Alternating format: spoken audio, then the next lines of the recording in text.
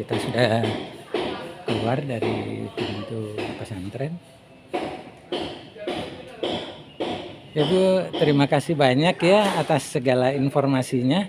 Oh iya Bapak, sama-sama. Mungkin untuk kedepannya juga apabila Bapak membutuhkan informasi yang lebih lanjut, bisa langsung tanyakan juga kepada santri tentang kegiatan-kegiatan apa yang telah dikerjakan di pondok pesantren di sini.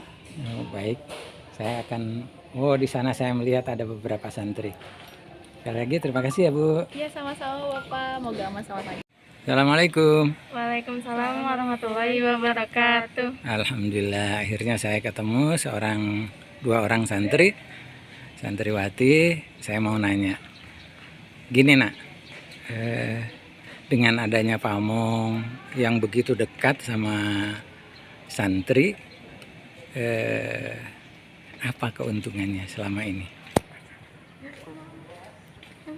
Silahkan salah satu dari kalian. Ya, jadi hidup kita terjaga dan bisa menambah banyak ilmu di sini. Terus yang Dan lainnya? juga kita terawasi, kita terbimbing oleh pamong. Jadi kita masih terjaga sama pamong gitu. Masih terawasi akhlaknya maupun dari sikap kita ada semuanya gitu. Oh, semua perilakunya akan terbantu ya? Iya, terbantu. Baik, alhamdulillah. Terima kasih banyak ya. Ya, sama-sama. Coba kepada kalian ya, adalah seorang santri di pesantren. Ya. Oke, saya akan menanyakan. Selama itu kan kalian di sana selalu berhubungan dengan pamong. Ya. Keuntungannya bagi kalian dengan adanya pamong itu apa? Gitu. Sangat membantu apa yang saya tidak bisa. Oh gitu. Ya. Maksudnya kalau kamu ada kekurangan itu pamong mengarahkan, membantu. Kemudian ke Imo. Contohnya ya saya kalau membuat kesalahan atau ya kesalahan yang mengingatkan ya pamong, makanya pamong sangat membantu untuk mengingatkan saya itu salah dan membenarkan. Gitu ya. Ya.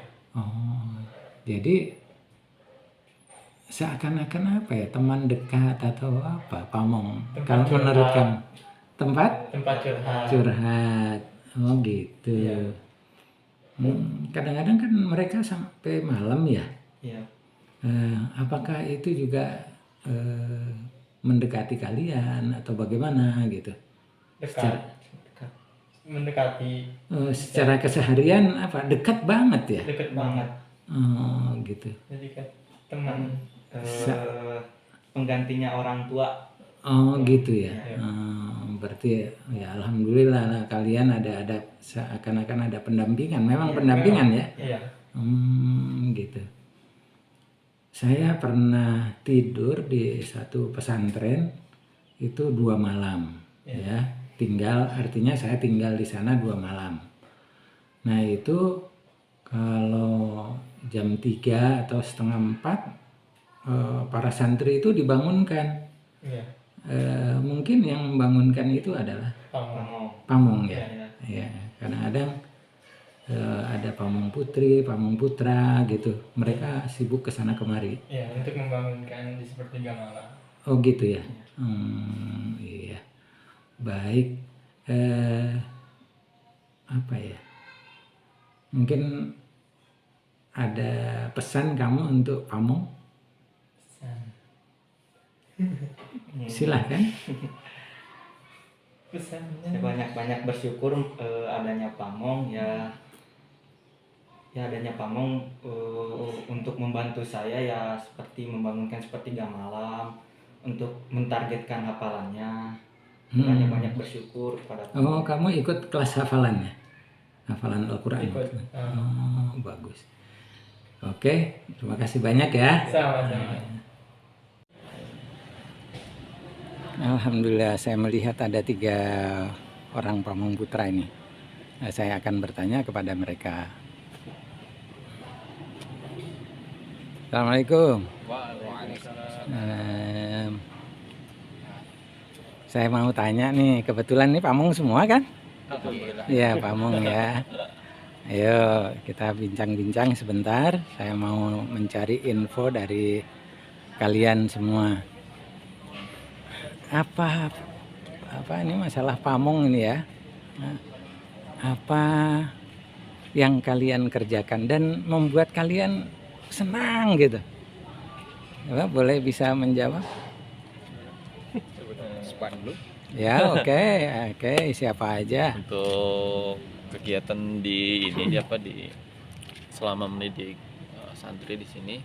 Ya kegiatannya seperti itu, membangunkan sholat malam, ya, mengajari anak-anak, terus juga mengajari caranya membersihkan kamar, membersihkan ruangan. Lebih yang membuat kita senang itu ya lebih dekat dengan anak, enggak seperti halnya teman sendiri lah. Oh, bagus. Coba ini dengan Mas siapa namanya? Mas Bobi, ayo Mas Bobi. Apa ini kira-kira? Membimbing anak ya Pak ya, terutamanya ya sholat malam, lebih dekat diri kepada Allah, takarub kepada Allah, jariah orang tua, bisa menjadi anak yang soleh-solehat, bisa menjadi contoh pada keluarganya, bahkan dirinya sendiri untuk menjadi contoh keluarganya yang lebih baik. Itu kan pekerjaan luar biasa ya. Apalagi yang saya pernah di pesantren ini 2 malam ya. Kalian kan kesana kemari, saya melihat itu. Itu sedang membangunkan apa? Bangunkan sholat malam ya. Terus tertibkan sholat 5 waktu, pengajian ya ketertiban dalam kepodokan lah Pak. Ya, khususnya gitu. Akhlakul karimahnya. Baik, jadi perilaku ya. Pada intinya pamong adalah membantu, mengawasi, mengarahkan, membimbing perilaku ya. Untuk membentuk karakter. Membentuk karakter, baik. Terutama di sini kita sebagai pengganti perannya orang tua gitu. Ya, baik. Sebagaimana dalam hadis ya, kita karena sebelumnya saya jelaskan sedikit. Tadi Mas Bobi sudah jelaskan bahwa jariah di sini kita senang di sini karena ya insya Allah ketika sudah membimbing, mendidik, mengarahkan dan sebagainya, kita dapat jariah sebagaimana dalam hadis man qara'al Qur'an wa amila bima fi ulbisa walidahu tajan yaumal qiyamah lauhu ahsanu min dawi syamsi fi buyutid dunya law kanat fikum fama dhannukum billadzi amila bihadza ya. Itu artinya adalah barang siapa yang membaca Al-Qur'an dan mengamalkan isinya, maka orang tuanya akan diberikan mahkota di hari kiamat, yang mana terangnya mahkota ini lebih terang daripada matahari. Seandainya matahari itu ada di dekat kalian, maksudnya. Ya, gambaran seperti itu. Allah ya. Akbar. Luar biasa kan itu ya. Inilah saudara sekalian, dari 3 orang muda sebagai pamong, kami mendapatkan sesuatu yang luar biasa, manfaat. Semoga para santri semuanya bisa melakukannya dengan baik.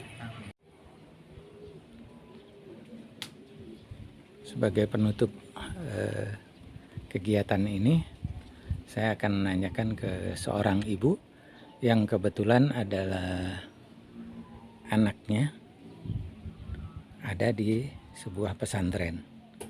Beliau adalah seorang praktisi di bidang pendidikan luar sekolah dan pakar di bidangnya. Assalamualaikum Bu. Waalaikumsalam. Saya mau menanyakan nih, sehubungan dengan putra Ibu kan berada di pesantren. Ya, betul. Oke, kemudian tentang pamong, menurut Ibu bagaimana? Pamong ini sebagai pengganti orang tua tentunya peranannya sangat luar biasa ya, sangat diperlukan, karena pamong ini nanti dia membimbing, menggantikan posisi orang tua di sekolah atau di pesantren ya, di pesantren. Jadi apa-apa yang biasanya dilakukan oleh orang tua, tentunya kan orang tua tidak bisa langsung masuk ke pesantren. Nah, itu terwakilkan oleh pamong, sehingga pamong di sini diperlukan kemampuan untuk memahami karakteristik dari si santri tersebut gitu. Baik. Yang lainnya mungkin untuk pamong putri khususnya. Untuk pamong putri, nah untuk putri terutama ya kan karena kebetulan anak yang sedang saya sekolahkan di pesantren itu adalah di usia menginjak remaja ya. Jadi pasti kan ada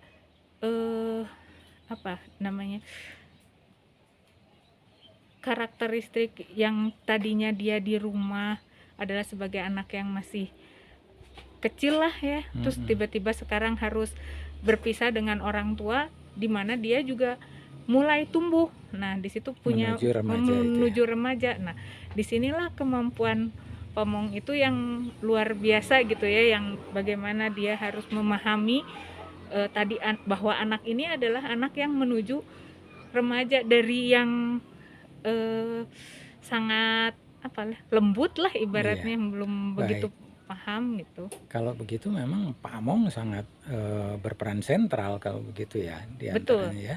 Betul. Untuk hal-hal pengembangan karakteristik. Karena kalaupun di sekolah itu kan waktunya terbatas, misalnya jam dari anggaplah jam 8 sampai jam 12 atau jam 1. Sedangkan pamong ini dia harus semua sisa waktu yang dilakukan itu kan bersama pamong. Di situ pengawasan pamong. Karena hampir 24 jam hampir lah katakan. 24 jam. Baik, terima kasih Bu ya. Kesulitan sekolah pun kadang tidak mungkin ditanyakan langsung ke gurunya, ada pasti ke pamongnya, karena mereka yang sering berinteraksi dengan siswa ya, atau santri tadi ya. Baik, terima kasih banyak ya Bu. Sama-sama Pak. Saudara sekalian, demikian penutup dari kami. Semoga manfaat dan bisa dipahami, diterima oleh banyak pihak. Assalamualaikum warahmatullahi wabarakatuh.